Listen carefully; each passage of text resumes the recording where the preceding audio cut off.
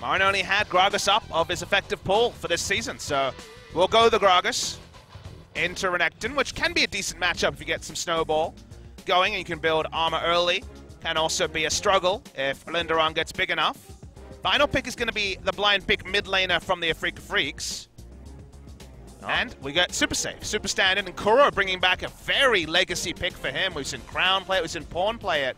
Long time since we've seen Kuro jump on the Victor, but as you can see, for the longest time, he has been a veteran of this pick. Before Crown, there was Kuro when it came to one-trick Victor players.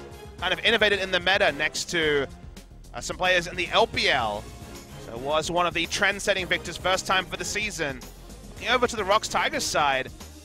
Mickey, what is this? Mickey doesn't go for the Assassins anymore. Orianna was banned against Mickey, so somehow Mickey's already smiling. I feel like he's like, in the way that you talk about it in reference to Peter Pan, he's grown up, you know, and it's sad. He's lost that joy of killing people and taking 1 billion damage every game, but dealing 1 billion damage every game. If you think about what actually fit here, though, there wasn't a lot. Victor's super, super safe. You can lane a lot against him, but a lot of his comfort picks are taken away. Vatilia and Ori are both fitting of this scenario. They're taken away. An Assassin, when you have Renekton, you lose the early game. You'll never have pressure to split push, so he kind of needed something that was a bit Mr. Fix-It, and Karma is probably the most Mr. Fix-It of any mid lane champion. Safe, shields, another Songyun focus draw for the side of ROX Tigers. Well, this time around, MaRin's going to be taking the Gragas instead into the Renekton as opposed to the J4, and Spirit finally gets his hands on his Elise versus that Zac. It doesn't look like the one-sided draft from game number 2, but hopefully it looks like the same kind of fun when we finally get onto Summoner's Rift, because it was an enjoyable time, even if it wasn't necessarily the highest level of strategic League of Legends that we've witnessed in this, the wonderful league that is LCK. And maybe that's what Game 3 will give us. It feels like we've gotten everything over 2 games, a polished 20-minute win. That's about all that's left. Yep, I want the party bag to end this one on, ladies and gentlemen. Let's do it. Let's hop into game number 3.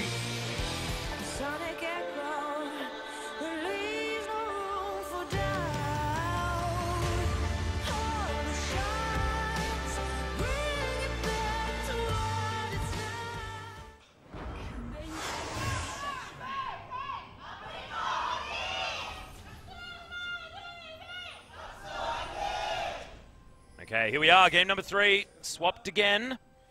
MaRin and Spirit. Fans in the audience. Afrika Freaks needing all of the support that they can get after falling down in game number 2. Momentum not in their favor now.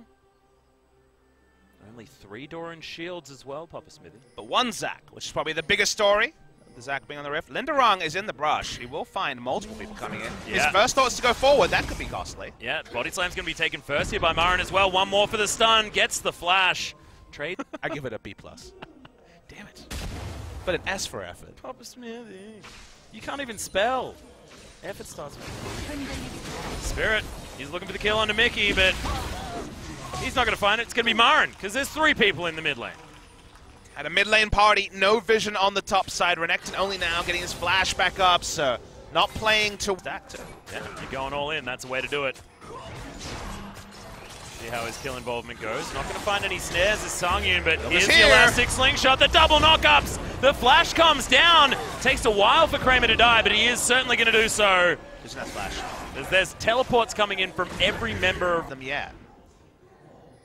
Look at him just jangling around here. He knows now. There's the flash. Really good repel timing, but kidnapped! Spirit actually not going to get killed for the first little while, but Key does eventually take him down. Gravity Field comes in. There's the Dark Passage. I feel like Zac plus Thresh is an even more disgusting combination. I think the bigger problem, though, is that Spirit saw the soul that people are diving her, then certainly the damage comes through, but I imagine it's going to be Linderong, Mighty Bear, and Key rushing into the enemy side. Okay, now Mighty Bear has to deal with the enemies. Yeah, there's the Flash Cocoon. Mighty Bear will get taken down to his passive, and even Koro's there to help out. Just gets himself a bit of an... There's been so much action on the Rift, but Rift Herald also has not been attended to in the first 12 minutes. Yeah. Oh, I love this aggressive build from MaRin as well. Going towards his Iceborne Gauntlet, but gets himself the Sheen. Oh, and there's the ult back. He's looking for the kill, but Dominus comes out. No flash on Linderong. Yep, Spirit, he's going to come up here as well as Linderong He's going to get cocooned, and this is just going to be the kill. All too easy. That CDR so early as well. Okay, Mighty Bear is going to be able to lock that one down for himself as the flash stretching strike gets both of them, but no hook to come in. Kidnap is only going to get Mighty Bear to relative safety, but he gets taken down. MaRin flashes forward, finds the cask onto just Sungyun, but gets him to safety. That was optimistic, to say the least. As thankfully, this series is still continuing down the merry way of games 1 and 2. Yeah, I don't know why Mighty Bear went so far in, didn't have vision, teleport was up and first to be used, and now they are down a member and having to deal with the Rift Towers, which should be mid lane turret very easily. That good pick combo there onto Key. Has to flash his way out. Sungyun taking a lot of damage. Turret falls. As there's the Fate's call, they get the knock up, but Tucson is so low. Mickey is going to fall as Kramer grabs that kill. We get another charge from the Rift Herald amongst all of the commotion. ROX Tigers do successfully back out, but look at MaRin. He's got no fear. It's just a hillbilly having a good time, Papa Smithy. And cashed up as well. Must have. Okay. There's no need to yet. Can't bait people in as Spirit. Looking to try and grab Mighty Bear, but isn't able to. They use all of their abilities to try and get him out, but overlap a few of them. As there's the Feather Storm. Sungyun going to use the flash to get himself out afterwards, and now MaRin.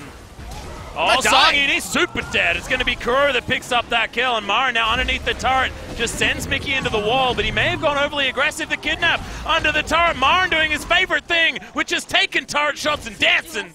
And he's going to definitely die. Afrika Freaks to at least trade 2 for 1 in the end, as Key did also fall. But Linderung is playing a solo mission, PvE League of Legends, up towards the top side of the map, and takes down this, or should get a decent job done under this turret. But let's have a look at this again. Yeah, Sungyun has to flash after the Feather Storm.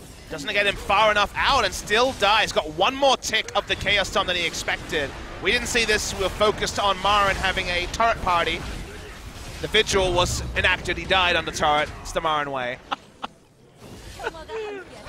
Giggles. This game is the best. Don't really get stronger with more items. Sure they do, but that's really the peak as well. Interrupt was there. Yeah, Mighty Bear is hella dead. There is no way of surviving this one. And they're looking at a Baron. They just started up, and Kramer, remember, he's going to have a lot of lockdown. Teleport is coming in. They're going to commit real hard if you're ROX, and they're taking too long. And MaRin, he can tank this for a long time. He actually moves out of the pit, just trying to disrupt this fight. That's going to be Baron falling down, and now they turn their fight onto Linderung, who jumps into the backline and will just die. Kuro is able to lock that one down. Spirit grabs the kill onto Key. And ROX, they're getting flashed on by Kuro. Spirit follows it up, but doesn't quite have a cocoon just yet. The ROX need to pull the trigger much faster. The Baron speed was going to be there, Freaka. You also can't stop the contest speed they would have with both the Rend and Smite available. You had to fight. Summoner spells on Sungyun. He just can't be in a position to do damage to this Afrika roster. A hook does land, but it's onto Tucson, who probably wants to be tanking that damage. There. Mighty Bear got interrupted on his initiation. Yeah, big kidnap onto the Afrika Freaks, though, as they're trying to take down MaRin. They will do so. Key taking a lot of damage. He should fall, but the Callista's dead. Kramer's going to fall down, and ROX Tigers, they obliterate the Afrika Freaks. That's going to be the ace. And, yeah, that was a little bit of over-aggression. 0 Baron buff remaining. A big misplay by Afrika. Well, Tucson once again going to face check. They do get the stun onto Linderung. Really good placement of the cocoon, but the Dark Passage is going to deny that. And MaRin, he's going to turn up, but is the team close enough? Key, he's going to get Fates called on and destroyed. Kuro grabs the credit for that kill. Blue buff should be locked down here by the Afrika Freaks at the same time. Mighty Bear was not able to get the initiation he wanted there. They were very much running in different directions. Before that. Actually, only 2 sweepers on the side of ROX who have warding trinket on both their soul lanes. That's weird. Well, in goes Mighty Bear. They want this as Kuro. He's going to throw down the Chaos Storm even though he was exhausted. Good damage coming in here from Sungyun, who's relatively safe there in the backline. Spirit wants to get over, but look at the body slam from MaRin. Throws out the explosive cast and gets Sungyun out of the fight, but Linderung's able to lock down Spirit, and this fight is working for ROX Tigers. Key taking a lot of damage, but look at this, the Afrika Freaks going down so low, and Sungyun is untouched at all. Linderung gets into the backline. Key just being the hero that they're looking for, and Kramer's gonna fall down. Kuro, the last relevant man standing. And those item spikes worked out beautifully for the ROX Tigers. And it was far from an ideal fight. Sungyun was zoned from auto attacks for half of it. Every Kuro. So, Infernal Mountain. This ROX Tigers composition is terrifying as MaRin, he's going to get flayed and hooked, and there's the engage onto the bottom lane, just pins them both together, kidnaps them back into his team. Mighty Bear has discovered how to play Zac by the end of this game. As Tucson, massive damage, Chaos Storm does some work, but it's not enough, and Spirit's going to be picked.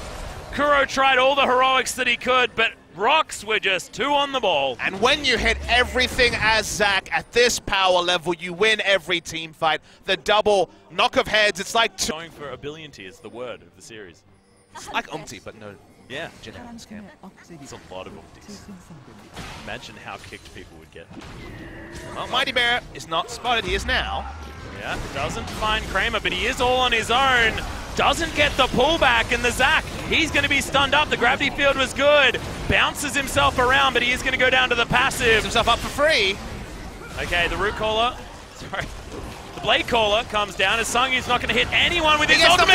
Amazing cast to come out from MaRin, and they destroy all of the cards that the ROX Tigers had with Sungyun falling. Linderon goes for free as well. And is this a Freak of Freaks opportunity to win this game as they push another minion wave forward?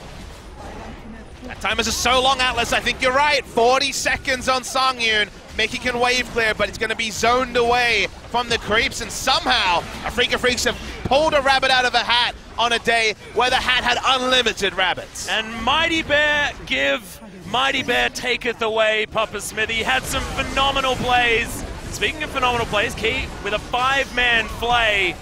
And MaRin, he's tanking up this turret, but the Nexus turrets are falling. A Freak of Freaks still with 5 members alive. MaRin eventually falls down, but the Nexus should go as well. In goes Mighty Bear. Oh, Kramer, he's going to be taken down, but the Nexus will be dealt with. The triple kill for the Thresh as the icing on the cake.